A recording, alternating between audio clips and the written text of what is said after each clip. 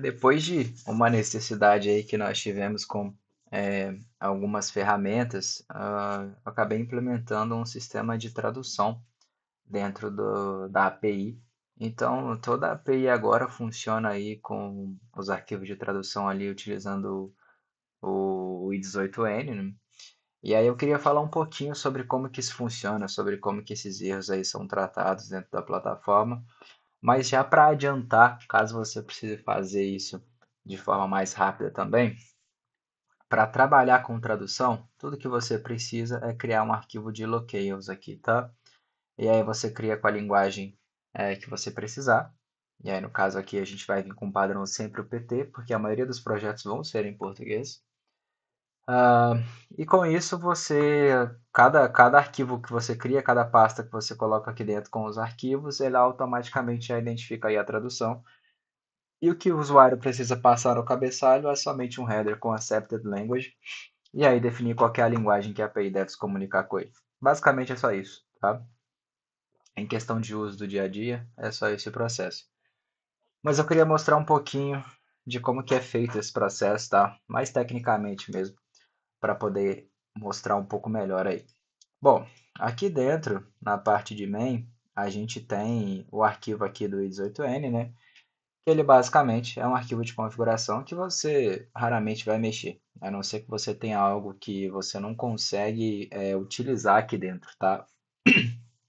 Existem alguns lugares aí que vocês vão ver trechos em português, mas são lugares de erros de desenvolvimento, tá? Não são erros de retorno. Todos os erros de retorno são aí mapeados pela linguagem. Bom, e o que que nós temos, né? Os idiomas pré-carregados são todos os que estiverem dentro dessa pasta. Então aqui a gente tem uma função que coleta todas as pastas existentes ali dentro. E por padrão, a linguagem de fallback aí é a linguagem em português e também vai ser a linguagem que a gente utiliza por padrão em todo o restante. E aí eu vou falar um pouquinho sobre isso também. Bom, o que o usuário precisa passar no header é esse accept language aqui, e aí o valor dele é um dos valores da pasta, né, que você tem. Então, seja PT, seja N, enfim, qualquer linguagem que você precise traduzir aí. Basicamente, essa é a única configuração que a gente tem, tá? Dentro do app aí, tem a configuração dele, eu só tenho que achar ele aqui. Aqui a gente tem a configuração dele.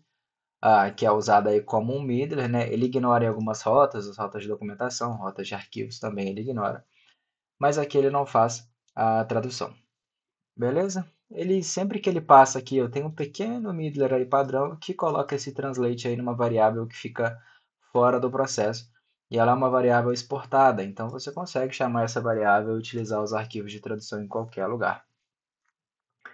E aí, a gente perdeu ali alguns arquivos que anteriormente eram utilizados dentro do sistema, que aí deram lugar aí para o JSON, tá? Na tradução dos erros agora, a gente tem essa pastinha translate aqui, então ela passa aí error e passa message, né? Esses dois itens chamam aí um resolve, esse resolve que vem ali do i18n, ele importa aquela variável translate que eu acabei de mostrar. E aí sim, ele faz a resolução aí, a tradução baseada na linguagem que esse translate recebeu no momento da requisição, tá? Ah, bom, é uma estrutura relativamente simples, tá? De fazer.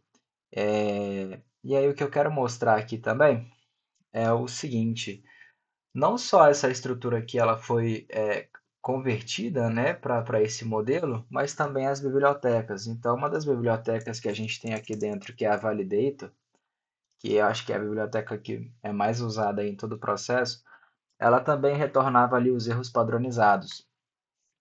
Então, eventualmente, você recebia ali, name é obrigatório, age, né, age no caso idade, precisa ser um número.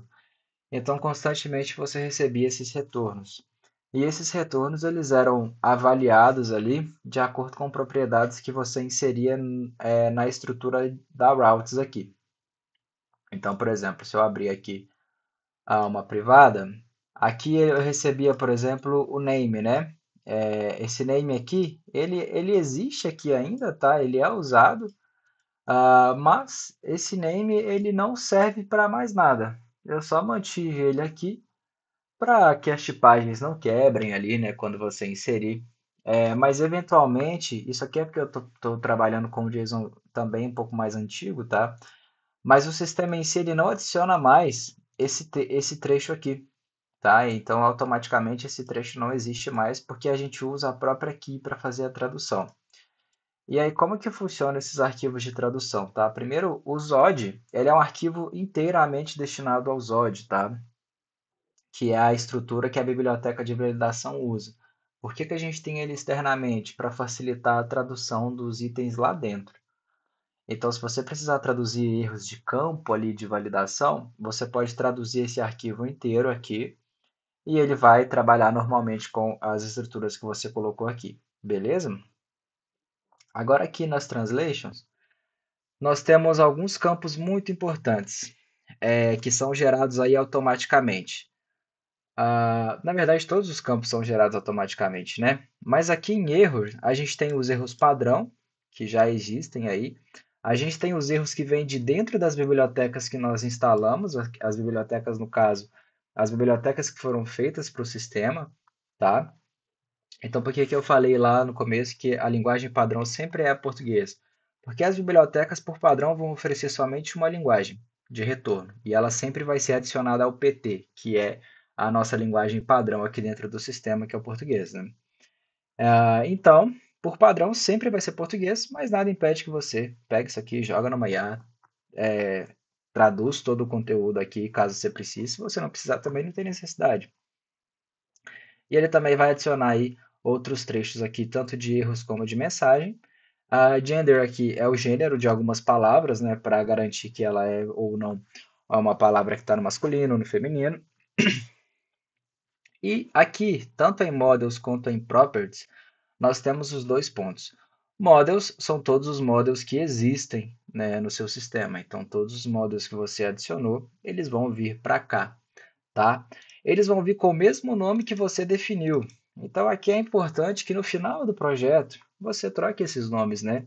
Coloque aí a origem do bug, a severidade do bug. Então, é melhor ali que você trabalhe com as informações mais padronizadas para esses itens, para garantir que você tenha traduções que façam mais sentido ali para o usuário final.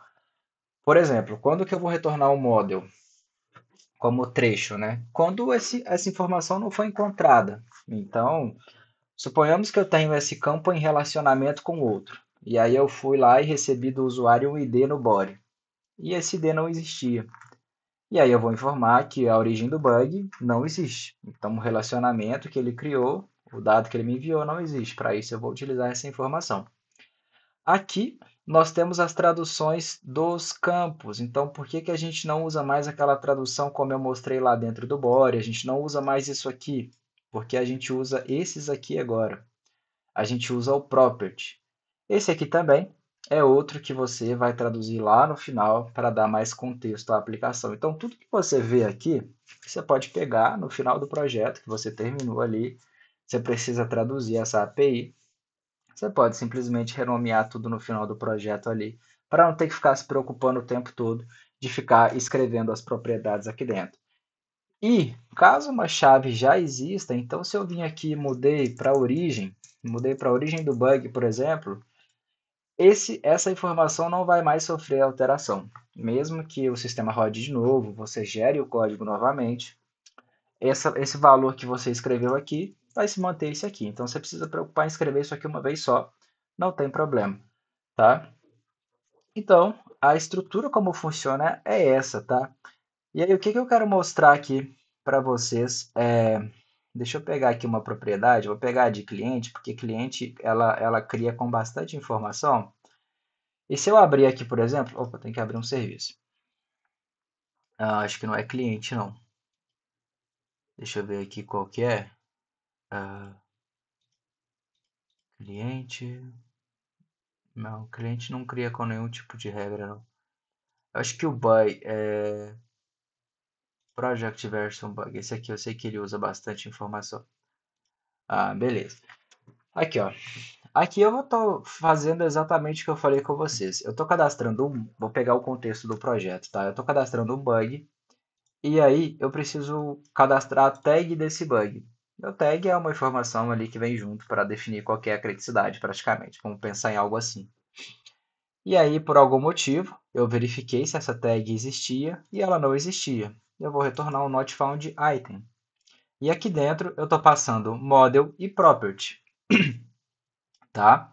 Aqui no erro, ele vai fazer exatamente o que eu mostrei para vocês, ele vai resolver todo o processo e vai adicionar aí a nomenclatura correta. Se eu vier aqui e aí analisar essa resposta, né, ele está passando o model. Esse model que é o bug tag, né? Então ele vai pegar o texto que está em bug tag, aí seria a tag do bug, caso eu precise. O property ele vai pegar o tag ID que está aqui. Então, o valor que eu colocar aqui vai ser o valor que vai ser traduzido quando esse erro aqui for enviado para o usuário, tá? E o not found item, deixa eu pegar ele aqui, not found item é um erro traduzido. Então, aqui ó, ele pega models, no caso, acho que aqui é só model, tá? É só model mesmo, isso aqui depois tem que fazer uma correção e publicar aí para que ele não gere nenhum problema. Mas aqui, ele vai mandar model, então ele vai pegar a tag do bug não encontrado ou não encontrada, né? Dependendo aí do gênero da palavra do model que você está salvando. Esse é um exemplo aí de como que esses itens interagem diretamente com outros itens e depois compõem um processo final aí de tradução. Beleza? E aí no caso do Unique, que seria outro caso, eu vou até pegar ele aqui, ó, ele utiliza o property, né? Então eu utilizaria essa chave aqui. Aí ele pegaria, por exemplo, project ID. Eu pegaria algo ID do projeto já cadastrado. Então, lógico que eu não colocaria ID do projeto, né, mas colocaria projeto, por exemplo. E aí ele teria ali que projeto já cadastrado. Imagina isso aqui com campo de e-mail. E o property é o e-mail. Ele receberia aqui e-mail já cadastrado. Praticamente isso. Então é assim que você chama as propriedades. Então, tudo que você passar aqui dentro, tá? Pode ser utilizado para traduzir alguma coisa do próprio JSON e ainda assim compor uma outra mensagem.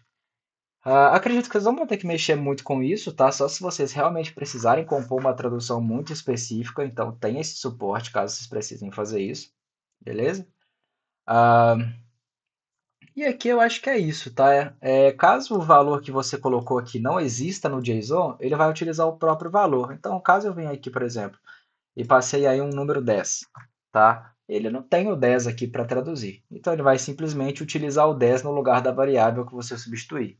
Então, basicamente é isso, caso você queira passar algum valor, por exemplo, total, né? O total de alguma coisa não existe. E aí você pode passar aí também o valor para retornar a quantidade que você precisa. Beleza? Bom, junto da tradução aí, né, tanto da biblioteca quanto da API também, a gente também tem aí a tradução do Muter, né, que retorna ali a pilotos de erro, então essa aí também veio junto. É, E eu acho que é isso, tá? É, Teoricamente simples a tradução, como eu falei lá no começo, para utilizar ela é muito mais simples do que o que eu estou falando aqui, eu só estou explicando um pouco mais de como que funciona ali a fundo o processo de tradução, mas é isso, para o usuário final traduzir, ele só precisa passar aí esse accept language aí no header, tá? E aí o valor que ele quer. Caso não exista, né, vai cair sempre aí no fallback, então não tem perigo disso aqui quebrar. Beleza? Caso você precise adicionar uma nova pasta, um novo arquivo, sem ser o translation used, você tem que adicionar aqui a chave que você vai utilizar como arquivo JSON, tá? Para que você consiga captar aí essas informações depois. Mas é isso, tá? O processo de tradução é relativamente simples, mas queria explicar um pouquinho aí para caso você precise tratar alguma informação um pouco mais a fundo nesse processo. Mas é isso, beleza? Então, valeu!